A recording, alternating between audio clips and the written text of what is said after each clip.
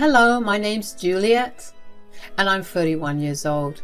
I just made one of the most difficult decisions in my life, but I'm in a much happier place because of it. Let me start by introducing you to my ex-husband, Austin. Austin and I met through some mutual friends. We hit it off really well, and we began dating a little while after we met. We had a picture-perfect relationship. We barely fought, and we had a good understanding about each other. When we hit the 1-year mark, Austin decided that it was time for him to introduce me to his mother. Oh, hello. Hello. It's a pleasure to meet you. So how long have you and Austin been together? We've been together for about 3 years now. Austin, you were with Chelsea for 6 years and you never asked her to marry you. Mom, drop it. I'm sorry, who's Chelsea? Chelsea was my girlfriend through high school and college. They were perfect for each other. Chelsea was the sweetest, most beautiful girl I'd ever seen. I was sure that both of them would get married. Mom, you know we had our differences, so we split. Besides, can we focus on Juliet right now? Right. So what do you do for a living? I'm an accountant. So rest assured, Austin will never struggle with any of the finances or filing of taxes. That sounds boring, you know. Chelsea is currently doing her PhD in language studies, and she's doing that while also traveling around the world. Wait, really? Oh yeah, I didn't want things to be awkward between us, so I never really told you that I was still in contact with her. Whether you marry her or not, she is always going to be my daughter-in-law in my eyes. Okay, but I'm going to be your daughter-in-law in reality. I mean, if Austin and Chelsea couldn't last, I guess you are a good enough backup for him. Backup? I'm not his backup. Okay, things are getting a bit too heated. Why don't we drop the topic and focus on something other than my ex? Look, all I'm saying is that, Austin, I think you can do better than Juliet. Chelsea is still single, and I'm sure now that the both of you have grown in so many ways you can get together again. Are you seriously trying to set my fiancé up with another woman right in front of my face? Mom, that's enough. Juliet, be respectful and don't talk to my mom that way. Now, can we please just resume dinner? I was genuinely shell-shocked by what had happened. I've heard horror stories about your partner's parents not liking you, but for them to actively try to get your partner back into an old relationship while you were sitting right in front of them was a whole new ballgame for me. I could tell that what Rosa said had some impact on Austin. He suddenly felt a lot different and on more accounts than one. I caught him lurking on Chelsea's social media pages, debating whether to request a follow or not. When I confronted him about it, he apologized and said he was just curious. He stopped thinking about her after that. Another year passed and I limited all interactions with Rosa because whenever I did meet her, she would compare me to Chelsea and she would give Austin updates about her. This would affect him and we'd be stuck in that cycle of him getting affected, me confronting him, and him forgetting. But Austin asked me to marry him and I really did love him, which is why I said yes. The wedding went by without a hitch. I hoped that a good wedding meant a good marriage, but boy was I wrong. Rosa's taunts about me never being like Chelsea only got worse. She never failed to make me feel inferior and Austin never stopped her. Nothing I did was going to be as good as Chelsea. I bore it all because I truly loved Austin, but suddenly Rosa stopped bringing Chelsea up and Austin never became distant, and I was glad that things were starting to go better. That was until I happened to come across some texts between Austin and Chelsea. Austin, we need to talk. Uh-oh, did I do something wrong? I don't know. You tell me. Look at these texts. Hold on. Were you going through my phone? I did not intend to, but when I was going to put your phone to charge last night, a text from Chelsea popped up. Mind explaining why you're texting her? Are you accusing me of cheating on you? I'm not. but I'm still asking for an explanation as to why you're in contact with your ex. Look, Mom gave her my number and she started texting me. Why did you tell her you were single when she asked if you were? Oh, this is going to sound stupid, but I just wanted to see how she would reply to that. You're right, it's stupid. It's so stupid to think that telling your ex that you were single would not jeopardize your marriage. Oh, come on, babe. It was just a harmless text. I didn't mean it. I just wanted to know her true intentions. And what were you going to do about what you found out? Were you going to see her secretly behind my back? What? No, I would never do that. Where is all this jealousy coming from? You know how I feel about Chelsea. Your mom has made it even worse for me, since she considers it her duty to remind me every time I meet her that I'll never be what Chelsea was to you. But she's right about it. I mean, Chelsea fulfilling a different role in my life and you fulfilling another doesn't mean I don't care about you or about us. Are you going to meet Chelsea? Huh? Why would you ask that? She texted asking to meet up. I don't know. You don't know? Shouldn't the answer be clear to you? Well, yes, but at the same time, I really do want to meet her and see how life has been treating her. I hope you know that actions speak louder than words. If you go meet her, I'll know that I was never valued to begin with. Juliet, no, that's not what I meant. I was fuming and I was ready to break some things. Austin barely even tried to assure me that I was the only one that mattered. I put up with him not defending me in front of his mother. But when we were alone, what stopped him from telling me that only I mattered to him? Why would he lie to Chelsea about him being single? And why would he even try to meet her behind my back? I didn't speak to Austin for a week after that. Every time I saw his face, I was filled with immense rage and deep sadness. I didn't want to talk to him when I was feeling that way because I didn't want to seem over-emotional. When we did finally talk, Austin told me that he would not be meeting with Chelsea. However, it felt like he resented me a little for forcing him not to go. I was so tired of his lack of care towards me that I completely bypassed that. I was just glad that he still chose our marriage over his ex-girlfriend. It took a little while for me to go back to being my normal self, but I did eventually. Austin and I began to seriously work on our relationship because we were at a make or break point in our relationship and we wanted us to last. At least I thought both of us did. When Thanksgiving came around, Rosa invited us along with her other children and their families to come over to hers for a big Thanksgiving feast. When we got there, Rosa greeted us at the door. Hi Austin, hi Juliet, happy Thanksgiving. Hi Mom, it sure smells nice here. Hi Rosa, happy Thanksgiving. If you don't mind me asking, why is Chelsea, Austin's ex, here? Oh, you know that girl is a part of the family. She had nowhere to go for Thanksgiving, so I invited her over. Oh, that's nice. I can't wait to catch up with her. You're going to have a blast learning about her life. So much has happened since you broke up. Rosa, you know that I don't like Chelsea. She tried to ruin my relationship with Austin on many occasions. Why would you invite her over?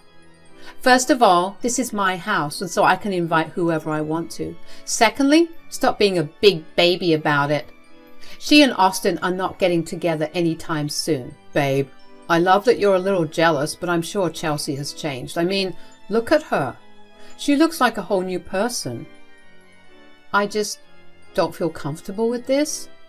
You know what? Since you are so uncomfortable, you can sit at the kids' table. What? Why? I don't want your negative energy ruining things for us at our table. You can sit with the kids and be as fussy as you like. Austin, are you going to say something to me? Sorry, babe. Mom's the owner of this house, so she gets what she wants. You go sit with the kids. I have some catching up to do. Oh, and Juliet, if you throw even a single tantrum right now, I will have you thrown out of the house and never invited over. You got it? Why are you doing this? You know these things hurt me, and you still do them? Do you enjoy seeing me uncomfortable? Is that a tantrum I hear? Just go sit at your table. I was humiliated. I couldn't believe that I was being treated like a child. What had I done to deserve that kind of treatment? Austin barely even cared. He was too engrossed in his fascination with Chelsea to even see how hurt I looked. Rosa smirked at me as she ushered Austin away to the adults' table. I felt tears pricking my eyes, but I refused to cry because crying would mean telling Rosa that she had an impact on me. That was a satisfaction that I wasn't willing to give her, so I picked up my pride and went and sat at the kids' table. Thankfully, all the kids were lovely. Most of them were 11 to 14, so I could actually hold conversations with them. Of course, sometimes I would look over at the adults' table, and whenever I did, I'd see Austin and Chelsea getting along a little too well. Chelsea would constantly have her hand on Austin, and she laughed at everything he said. Austin looked like he was having the time of his life.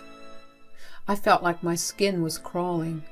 How could Austin behave that way when he knew his wife was seated not even 5 feet away from him? At some point, I needed a break from the kids and seeing Austin and Chelsea, so I walked over into the kitchen to get a tall glass of cold water. That's when Austin's dad, Wade, walked in as well.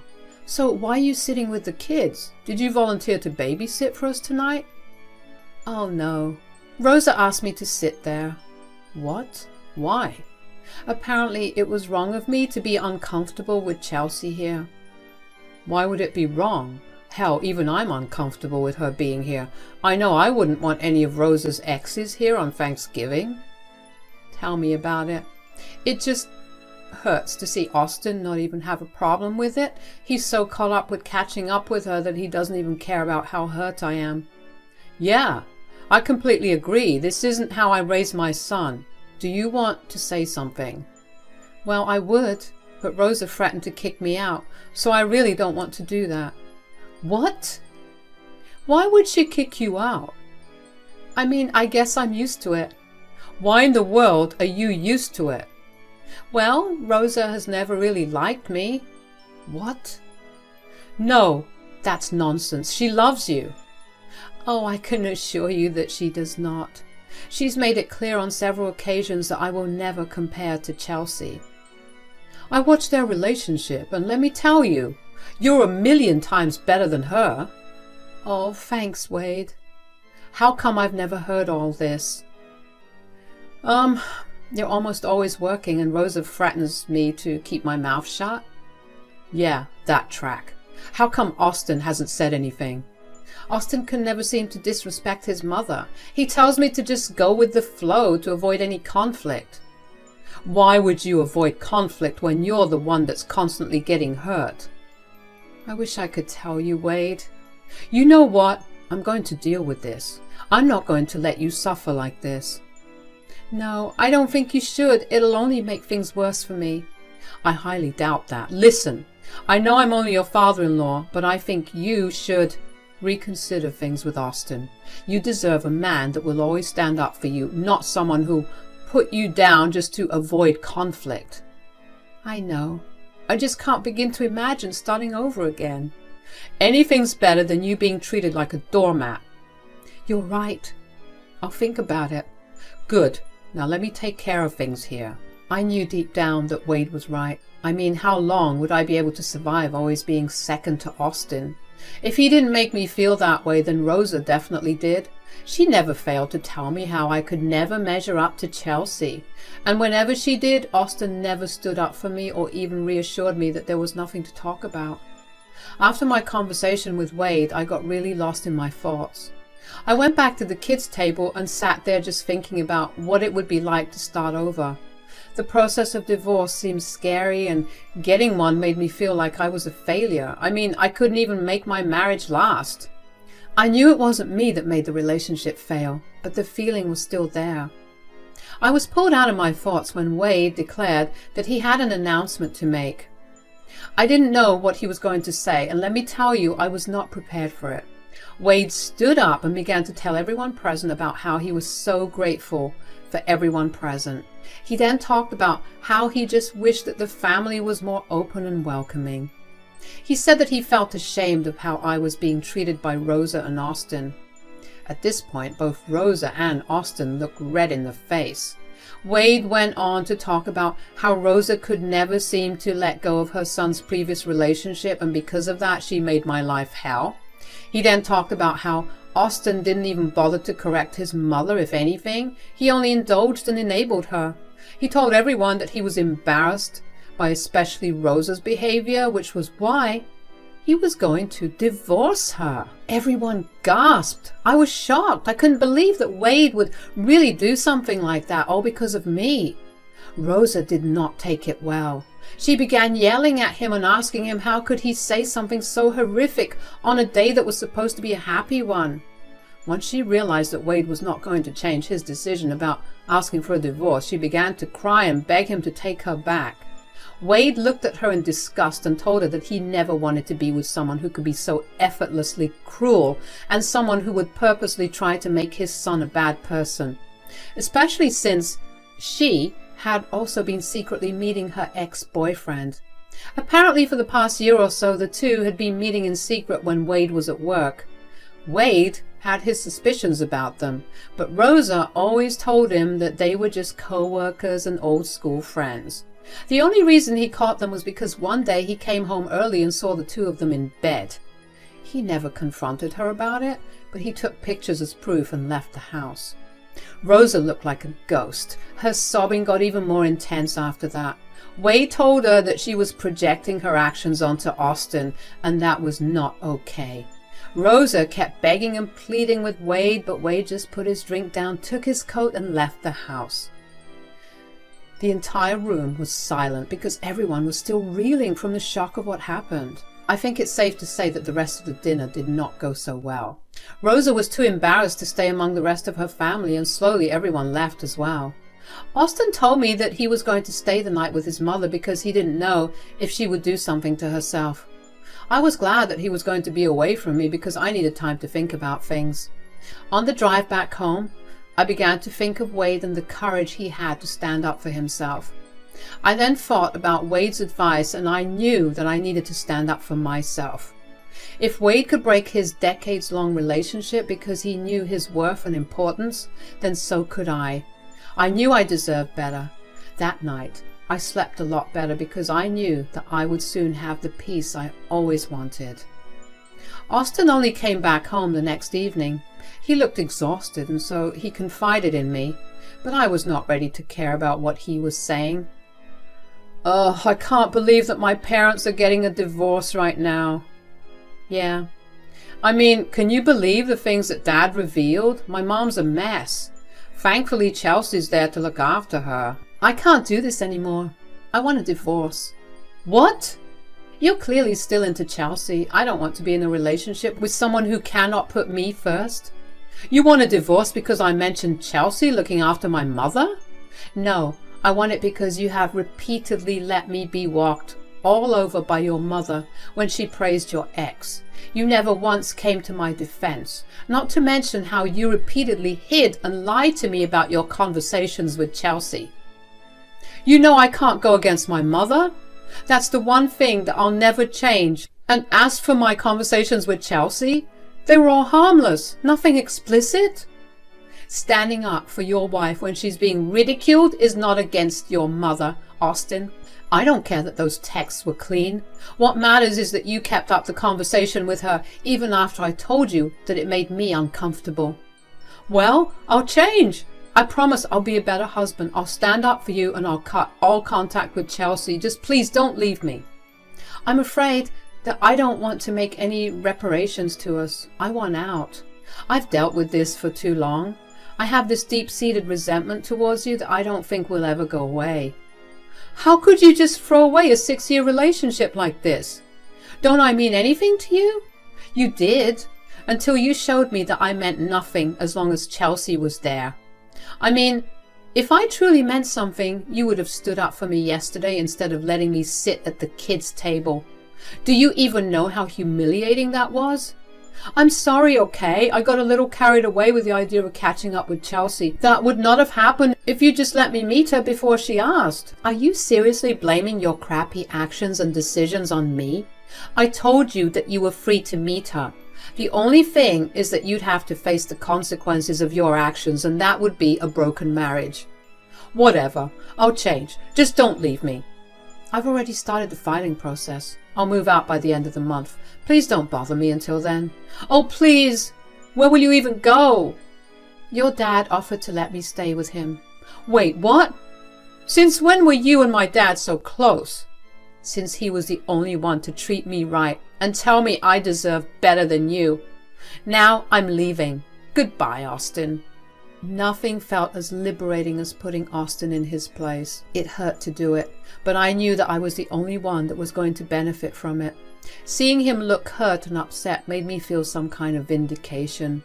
I mean, I spent years getting tormented and hurt by his mother and his ex, but not once did he step up for me. Finally, he got to get a taste of his own medicine. It hurt that he actually valued his ex over me, and in the end it was her that he would probably go back to. But I knew firsthand what kind of man Austin is, and all I can say to Chelsea is, all the best. He's your problem now. I moved out of our house that weekend and into Wade's. We spent a lot of time grieving the loss of our relationships. I did feel bad that I was the reason that his relationship ended, but he assured me that I only helped him see the truth about his wife. But we slowly started to get better, but only after a lot of long conversations, ice cream, and crappy movies. My life has slowly begun to get better now. There are still days where I wake up missing Austin like crazy, but then I remember how I felt when I was with him, and I no longer miss him. I've decided to move away from this town because everywhere I go is a reminder of Austin and me. I've managed to find a good job in another state, and I'll be leaving in a month. I'm moving on to bigger and better things now. I can't wait to start a new life and fully heal. Thanks for listening.